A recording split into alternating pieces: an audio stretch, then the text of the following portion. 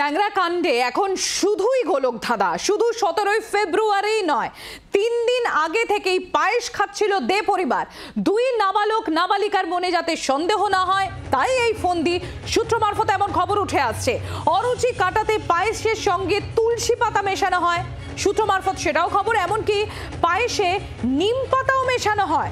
কড়া ডোজের ওষুধের কটু গন্ধ কাটাতেই এই ছক, পুলিশ সূত্রে খবর।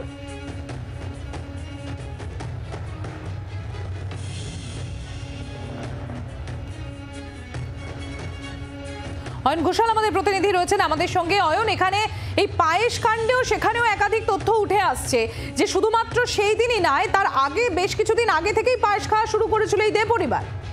দেখো প্রবীণ পুলিশ কর্তারা মনে করছেন যে ট্যাংরা কাণ্ডে যেভাবে পরতে পরতে একটার পর একটা নতুন রহস্য বা তার দিক উন্মোচিত হচ্ছে, তা কিন্তু সত্যি বেনজির। এবং যেটা এখনো পর্যন্ত পুলিশ কর্তারা জানাচ্ছেন সেটা হচ্ছে শুধুমাত্র 17 তারিখ অর্থাৎ ঘটনার রাতে নয়, তার আগেও অন্তত 3 থেকে 4 দিন এই গোটা দে পরিবারের প্রত্যেকটি সদস্য তারা নিয়মিত পায়েস খেয়েছেন। তার কারণ কি? তার কারণ হচ্ছে বাড়ির দুই নাবালক নাবালিকা যাতে তাদের কোনোভাবেই মনে না হয় যে হঠাৎ করে কেন এই পায়েস খাওয়া, ঠিক সেই কারণেই লাগাতার পায়েস খেয়ে পায়েস খাওয়ার অভ্যাস তৈরি করা হয়েছিল কার্যত ডিনারের পর। এবং যখনই পায়েস খাওয়া হতো তখনই কিন্তু সেই পায়েসের সঙ্গে কিছু সামান্য তুলসী পাতা এমনকি নিম পাতাও মেশানো হতো, কারণ দে পরিবারের দুই সদস্য অর্থাৎ দুই ভাই তারা জানতেন যে এই পায়েসেই তারা 17 তারিখে এত প্রচুর পরিমাণে ওষুধ মেশাবেন যে ওষুধ একটা কটু গন্ধ থাকতে পারে এবং সেক্ষেত্রে এই নাবালক নাবালিকা সেই ওষুধ খেতে রিফিউজ করতে পারে। মূলত সেই কথা মাথায় রেখেই অত্যন্ত ছক কষে আগাম পরিকল্পনা করে এমনকি পায়েস রান্না করা বা খাওয়া সেটাও কিন্তু গত 3 থেকে 4 দিন ধরে ঘটনার আগে রপ্ত করেছিল দে পরিবার। ধন্যবাদ অয়ন।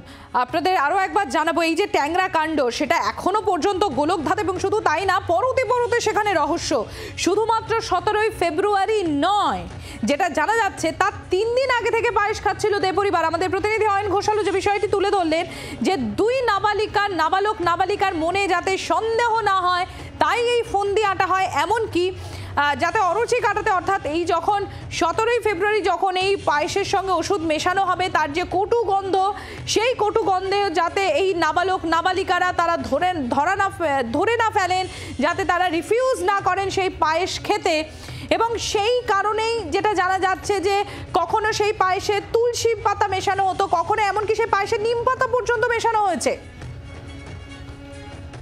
মনোরোগ বিশেষজ্ঞ ডক্টর সুবীর হাজরা চৌধুরীর সঙ্গে আমরা যোগাযোগ করতে পেরেছি। ডক্টর হাজরা চৌধুরী, এই জায়গাতেই জানতে চাইব, তদন্তকারীরা বলছেন, সূত্র মারফত উঠে আসছে যে শুধুমাত্র 17 ফেব্রুয়ারি নয়, তার 3 দিন আগে থেকেই পায়েস খাওয়াটা শুরু হয়েছিল এবং পায়েসে দেওয়ার সময় সেখানে তুলসী পাতা এমনকি নিম পাতা পর্যন্ত মেশানো হয়েছিল।